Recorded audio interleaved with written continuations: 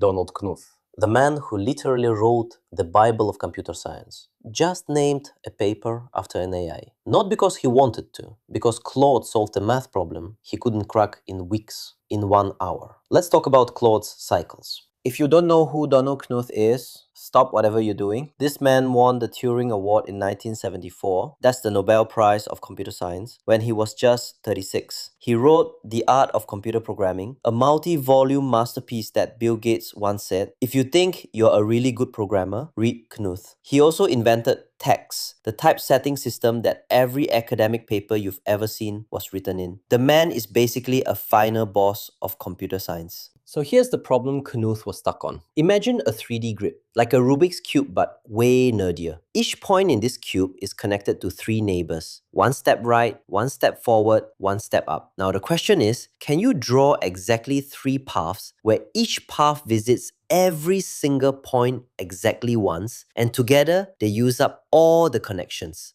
Think of it like 3 delivery drivers need to visit every house in a 3D city, using every road exactly once with 0 overlap. Knuth solved this for tiny cubes by hand, but proving it works for all cube sizes, he was stuck for weeks. Then his friend Philip Stappers had a wild idea.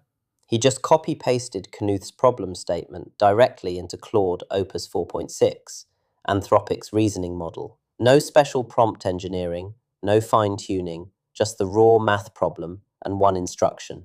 Document your progress after every attempt. What happened next was basically an AI doing a PhD thesis speed run. Claude didn't just spit out an answer. It went through 31 different explorations over 1 hour. First, it tried brute force. Too slow. Then it tried algebraic tricks. Didn't work. It invented something it called serpentine analysis. It tried simulated annealing. It hit dead ends and pivoted, like a startup that keeps failing but refuses to die. At Exploration 25, Claude literally said to itself, "SA can find solutions but cannot give a general construction. Need pure math." The AI said, "I need to think harder." Let that sink in. At Exploration 27, Claude was so close. It found something that worked, but had conflicts at a tiny fraction of points. 2 more explorations proved those conflicts were unfixable. But then Exploration 30, Claude went back to an earlier failed attempt, spotted a hidden pattern. The choice at each layer depends on only a single coordinate. And in Exploration 31, it wrote a Python program that produced perfect decompositions for m equals 3, 5, 7,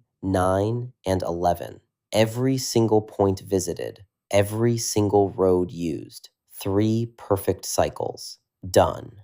The actual solution is elegant as hell. At each point, you calculate the sum of your coordinates mod m. If s is 0 and you're at the far edge on j, go right. Otherwise, go up. If s is at the max, different rule. Everything else, yet another rule. That's it. 3 simple rules generate 3 perfect cycles that work for any odd-sized cube. Knuth's friend tested it for every odd number from 3 to 101. Flawless every time. And here's what makes this legendary. Knuth, the guy who 3 years ago dismissed ChatGPT as interesting primarily for understanding how to fake it, opened his paper with shock. He wrote, "I'll have to revise my opinions about generative AI one of these days. What a joy it is to celebrate this dramatic advance in automatic deduction and creative problem solving." He even made a pun, hats off to Claude, linking AI Claude to Claude Shannon, the founder of information theory. When the god of algorithms tips his hat to a machine, you know something fundamental has shifted. Now, before the AI hype bros start popping champagne, let's be honest about what happened. Claude found the construction, but Knuth wrote the proof. Finding a pattern and proving it works for infinity are very different skills. Also, Philip had to babysit Claude the entire time, restarting after crashes, reminding it to document progress. And when they asked Claude to solve the even-numbered case, it, quote, got stuck and couldn't even write correct programs anymore. So this isn't AI replaces mathematicians. It's AI is becoming a shockingly good research partner. But the story gets even crazier. After Knuth published, other people jumped in. A guy named Ho Boon Swan from Singapore used GPT 5.3 codecs to crack the even-numbered case for m equals 8 and above. Then someone called Exoseja found an even simpler solution by bouncing ideas between GPT 5.4 and Claude 4.6 Sonnet, like a tag team of AI models where one explores and the other verifies. And then GPT 5.4 Pro wrote an entire 14-page proof paper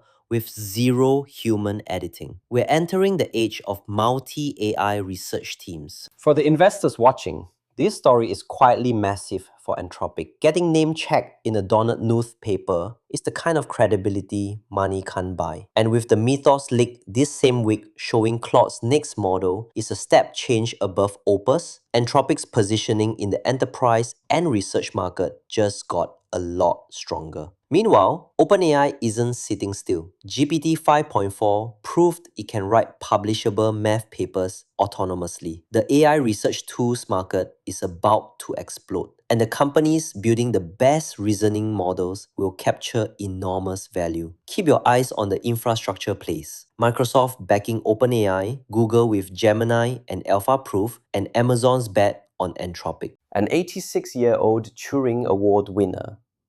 A math problem from a book he's been writing for 60 years, solved by an AI in 1 hour. And he was happy about it. That might be the most important part of this story. Not the math, but the grace. The willingness to say, I was wrong about this technology. We are living in very interesting times indeed. Like and subscribe. I'm an AI voice clone. I literally don't care.